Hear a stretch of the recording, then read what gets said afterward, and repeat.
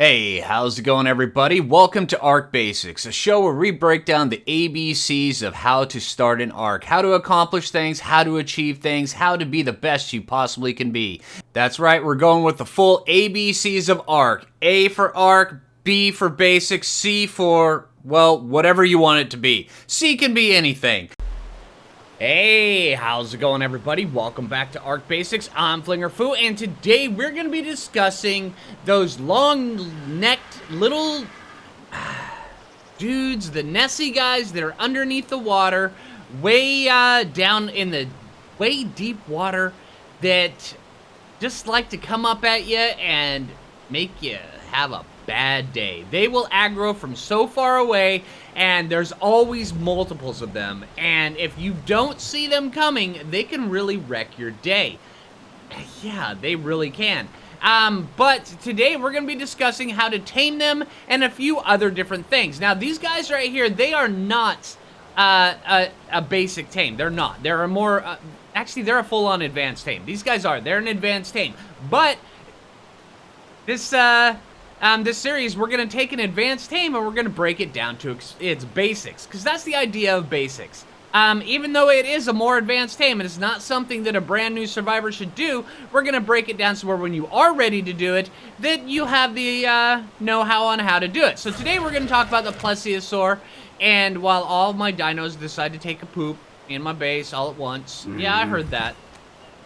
Alright, so yeah, with that said, yeah, we're going into the deep, darkest parts of the ocean, which, it's not easy down there. And if you're not prepared, you're gonna get wasted, and it's gonna be bad. Now, there's a few things that I would recommend that you have. Yeah, now there's a couple different things. One, you can just go down with scuba flippers. It is completely possible to tame these guys without any mount whatsoever. But that would not be reducing it down to as simplistic as possible. So I'm going to recommend that you have a couple mounts. Now, not just one mount, but you have two mounts. And you have one of them in a cryopod, the other one that you're riding. Now, when it comes down to this, you want to have a baryonyx in your inventory, or that you're going to ride under the water. Just the baryonyx. Now, this one right here, I would hope that you have, by this time that you're ready to tame the one, that you have a couple baryonyx, you breed them, you imprint the baby, so where the baby has increased movement speed, has increased stats, all that. That's what I've got right here, and that's what I fully recommend to use. You can do this with a base, brand new baryonyx that you just tamed, but it's going to be significantly harder. Just so you know that. You do run the risk of losing that baryonyx. Okay, now, combined with that baryonyx, I would also recommend having an ichthyosaurus or something that is wicked fast underwater, because while a baryonyx can go underwater, they're not tremendously fast. Now, an ichthyosaurus, these guys, they are really fast, but there's a few different tactics for doing this, because the ichthy, they don't have much health, and that's kind of why we're going to keep it in the cryopod for now. But when since we're not going to be using a taming pen, we're going to be riding the the baryonyx for the most part. But as soon as the thing decides to run, this sucker's getting whipped out, and then we're going to be using this to follow him, because you can, the benefit of both these guys is that you can fire off the back of them. Yeah, that's why we're using them over just about any other thing. So with that said, now that we're going down in the deep, dark bits of the ocean, I would recommend leaving all the stuff that you don't want to lose behind. Because if you want to lose it, if you care about losing it, just leave it. That's the easiest way. So we're going to leave our long neck, we're going to leave our ammo, we're going to leave our shotgun. I'm even going to leave my hatchet and my pick. Yeah, we don't need to take those. And since we're going underwater, we don't need to take our water either. We're just going to take our food. Now, these guys, they require superior kibble, so I'm going to go grab some of that as well. But, yeah, that's going to be here in a sec. And also, I would recommend, since we are going underwater, and these guys can be wicked long tames. Oh, I'm going to take that whip just in case we need to grab something from a distance. All right, I would recommend that you take at least two scuba tanks. Not just one, but 2. And then also, since we're going underwater, I would recommend taking crossbows. You can do this with all sorts of different ways. Now, there are people that have done this with all sorts of different ways, but I would recommend a crossbow. And not just any crossbow, I would recommend one that is not a primitive crossbow. Now, increased crossbows like these journeyman and then this apprentice one, you can get these out of just any loot drop. Anything that's a blue or higher loot drop, you can get an increased level crossbow. So by this time, you should have plenty of these crossbows just laying around. And if you don't, then you're not ready. It's kind of that simple. Yeah. So just know that there's a few different prerequisites that you have to have for this. Yeah. All right. So let's take our Thylacoleo over and let's go see if we can go find ourselves a plessy. Oh, what? I need my kibble first. What am I thinking? All right. So now that we've got everything over here, and then I ended up having a bunch of. There wasn't another night area in there, was it? Okay, no, my guys went nuts because of a Cnidaria that was in there. All right, so now that we've got that, we're going to take our Baryonyx and just throw this sucker right down here. And we're going to take this guy, or this girl, out, and she's going to be our, pretty much, our standard use. She's going to be the one that takes us around all throughout the entire underneath of the ocean. All right, so let's get down here and let's go find these guys. And also remember that when you get down into the water, make sure you've got your scuba and everything like that ready to go because you're definitely going to need it.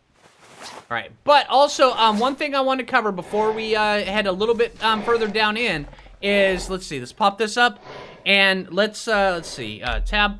All right, so now when we're looking for plessies, you can find them anywhere. In the deep water, mean anywhere. But I've always had the best luck being able to tame them, starting from about right here, going all the way down to this side, way down here.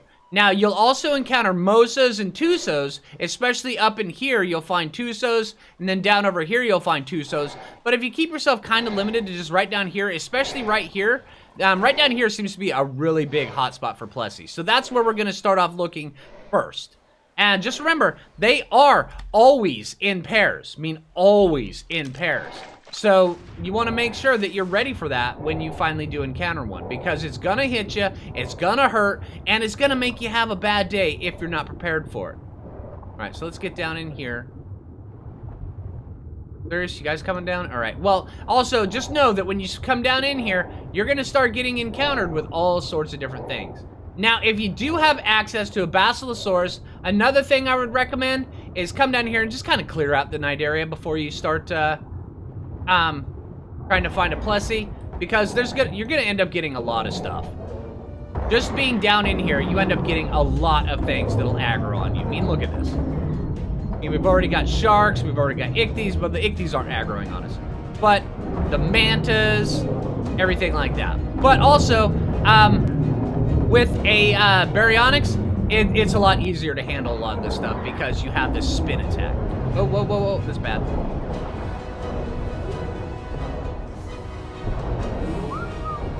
All right.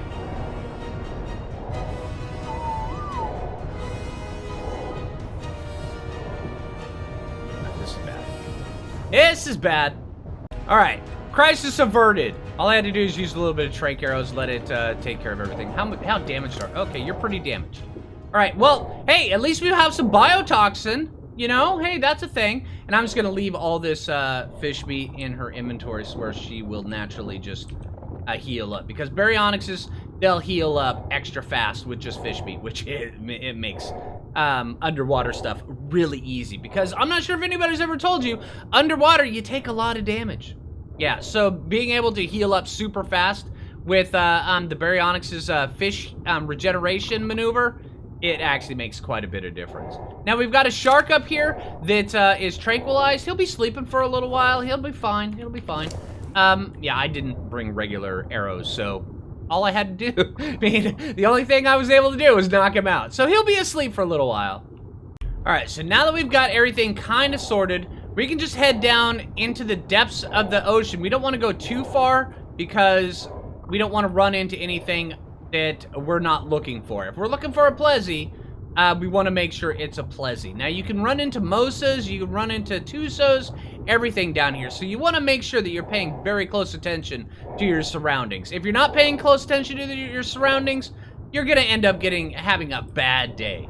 All right, but also, you want to keep an eye out for little bits of bubbles that come up, because those are actually caves, and the caves can be quite useful. If you see a group of caves, you can actually lure the plessy into the mouth of the cave, use the cave as cover while you're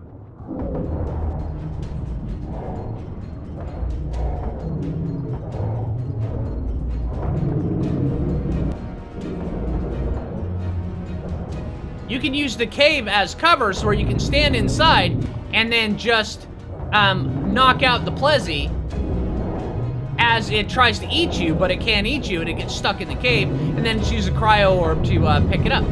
It is pretty cool. So keep an eye out for the little bits of bubbles that come up that designate a cave. All right, and I'm not seeing any plessies, so let's head a little bit further out here. And if I run into a cave, I'll show you exactly what it looks like and what to look for. And there should be one right up here, I believe. Alright. Alright, right here is one of the little things of bubbles. This right here designates there is a cave right down in here. So you can come right down here and then use the mouth of the cave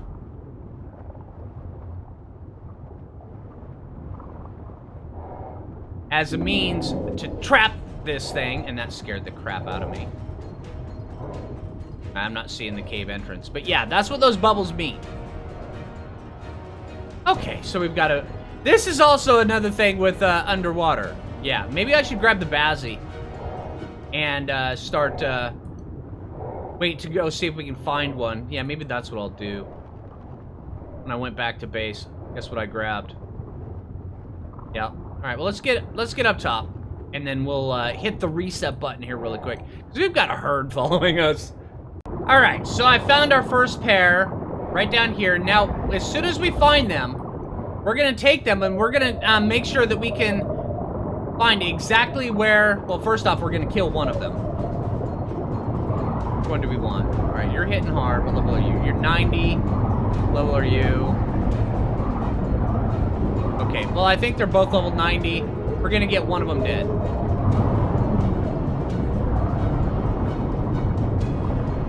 I'm gonna try to just hit one of them. Alright, okay, level 21's dead. Alright, so now these guys have a threshold. So what we wanna do, we wanna find right where that is. Alright, see how when he hits that spot, he's not gonna go any higher. And he's just kind of going to peace out. So we're going to find that spot. And then we're kind of going to, as soon as we have that, go up a little bit higher. And grab our baryonyx. And he's kind of just going to be peacing out. So if we wanted to, we could actually just shoot him right now with a crossbow. But if we just hop off and do that like this, then we run the risk of everything else aggroing in the distance.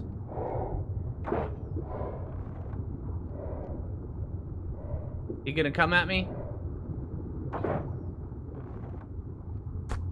Okay, he's up against the zone wall. Alright, so I'm gonna get out baryonyx.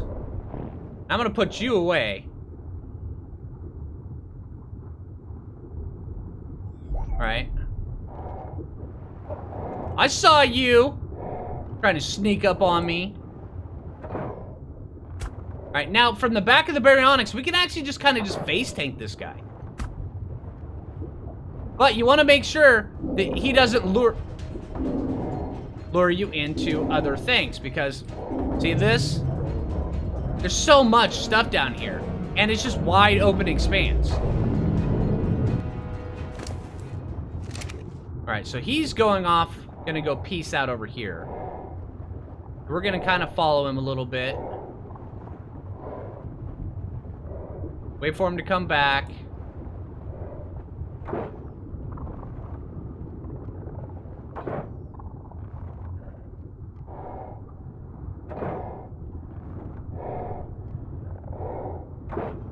Try to see if we can get his aggro.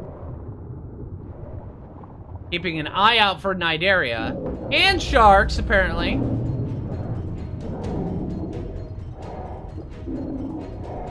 Alright, you coming after me?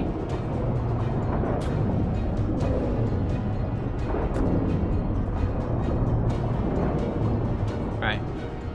And when we get a whole bunch of stuff, we just kind of go up above his threshold, and then we kill all the extra stuff without him getting hit.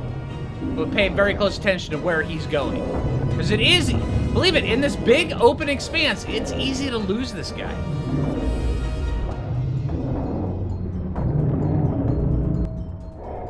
Alright, so drop all of this.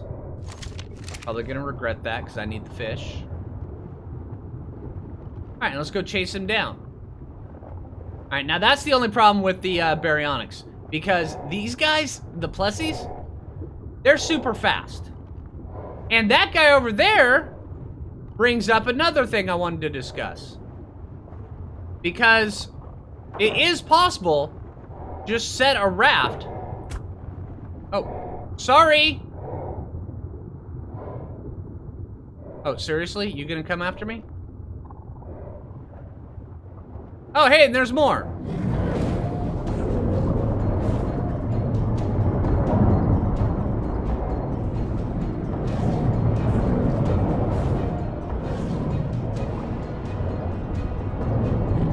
See what I mean about these guys piling up? They totally do. And it is lethal. Alright, so now that we've got this guy all by himself, we're kind of just going to start laying... Oh, this is a level 40 guy. Okay, so apparently the other guys ran off, and they took the level 90 with them. But we're going to take this level 40 guy, and we're just going to knock this guy out.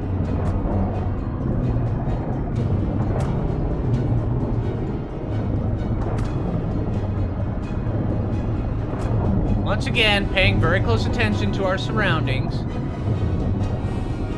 But this is also the beauty of a baryonyx. I mean, see, he's right below us, and he's not even doing any damage to us.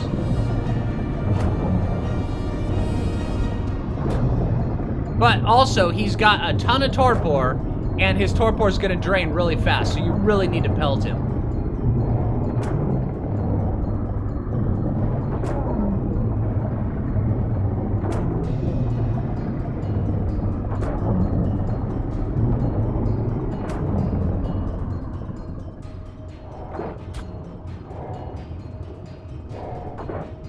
And then when he runs, you need to try to keep shooting him. And if you can't, that's where the Ichthyornis, or the Ichthyosaurus, comes into play.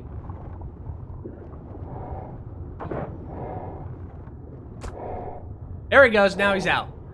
Okay, whew! So that happened. We actually did it. Alright, nice.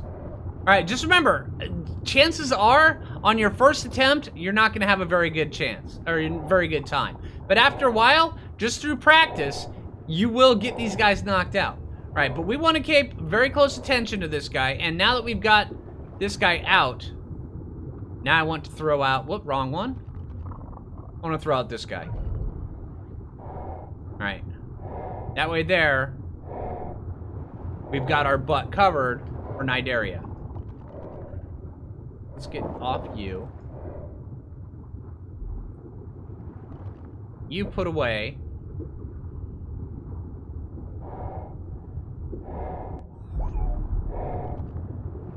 Go put some narcotics on you, because you're going to need them. Okay, not too bad. All right, let's put some of this on. Now, like I said, it takes superior kibble, but since I actually have an extraordinary kibble farm, that's usually what I just use, is extraordinary kibble. And it works just the same. It's just, you know, it's the exact same effectiveness since it's higher than superior kibble. And, yeah, it'll be fine. So, yeah, I'm just going to keep an eye on this guy, on those Nidaria over there, making sure we don't have more plessies that come back. And, yeah, I'm just going to tame this guy up. Also, you want to make sure that you pay very close attention to his torpor, because his torpor is going to be going down pretty dang fast. But also, since we have some biotoxin by some weird, strange fluke, yeah, I'm just going to be using that to tame this guy, because biotoxin actually works really well with these guys. But yeah, I'm gonna let his torpor go down to about half, and then I'm going to get some biotoxin put on him, or I'm just going to feed him the biotoxin. All right, now another thing I wanted to cover is that something that you should be very aware. Oh, great, there goes something you should be very aware of. Your oxygen, it's important. But no, besides the oxygen, also underneath on the ground of the ocean, there are eurypterids that just hang out down there, and these guys, they're like sea scorpions, and they have a intense torpor attack. So if you're on a baryonyx or something, make sure you stay away from the very bottom, because they will get hit with that torpor attack, and it will hurt, and your dude will just be knocked out, and then you'll be soon to follow. It is important to pay very close attention. So like I said, underwater, it's dangerous. It's wicked dangerous. So yeah, unless if you're fully prepared for it, I wouldn't try it. But once you get into it, it gets really, really cool. There's a lot of cool stuff down here. And the Plessy is probably the first and the best dino for exploring like loot drops and stuff like that, because they have such an intense speed. And then they could also go to all the depths that the Basilosaurus can't. All right, just one thing that I had to bring guys back for, just because, is you need to be aware, these guys are not quick tames. They are long tames. Most of the big underwater dinos are extremely long tames. Mosas, Plessies, stuff like that. They take quite a while. And right now, I'm actually running on increased taming settings, and it's still taking me a substantial amount of time. So just so you guys know, you have to be in for the long haul with these guys. When you commit, you have to stick with it. But you also have to keep a guard on just everything in the distance, because this is a dangerous area. This is a dangerous place. So, yeah. All right. And he's up. All right, so now that we've got him, we're just going to go, and we're going to put this guy... Oh, apparently my shark is still up there taking a nap. We're going to put this guy inside of a cryopod, just because we don't want to have to worry about him following us. And we're going to go up top, and we're going to make a couple saddles for this guy, actually. Because this guy, he can act... Oh, wait. That's my biotoxin.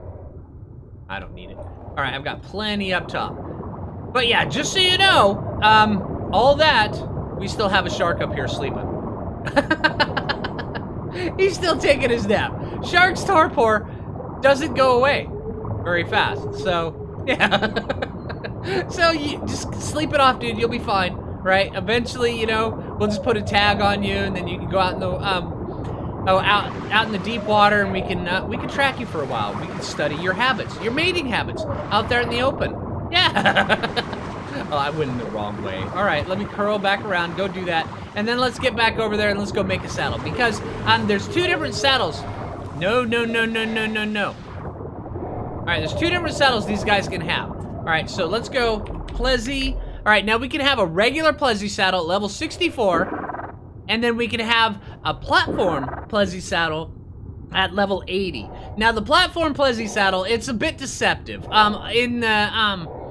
In the dossier and stuff, it mentions that you can make, you know, full-blown bases on the back of them. That's really not true. While you can do kind of close to it, I would recommend not trying to do a base on it, because, yeah, you don't have really enough room for a bunch of stuff, and yeah, you can use all sorts of like turrets and stuff like that, which makes it really valuable, especially in PvP.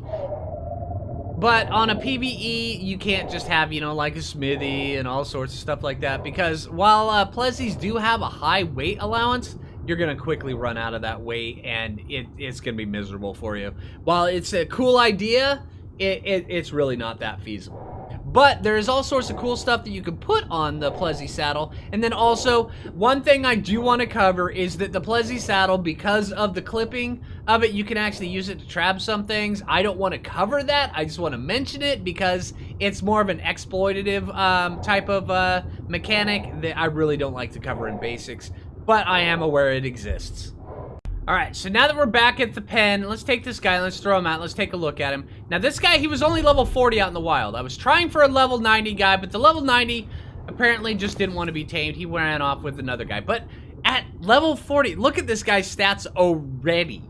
880 weight, 5,000 health. These guys are beasts, just monsters. Yeah, when they say Loch Ness Monster, they mean it. These guys are actually pretty dang impressive. You can get max level 150 in these guys can get, yeah, their stats can actually get way up around just below Mosa's stats and above Plesiosaur stats. It is really, really impressive, the kind of stats these guys can get. Plus, and I've already said this once, these guys are fast. They're really, really fast. They're faster than just about anything in the water. I think the only thing that's faster are ichthyosaurs and mantas. Everything else is, you can just speed right past them. It's really cool. Yeah. All right, so let's get these things made. The plessy. All right, so the first one is just the basic saddle. What am I missing from that? Hide. Oh, I've got plenty of that.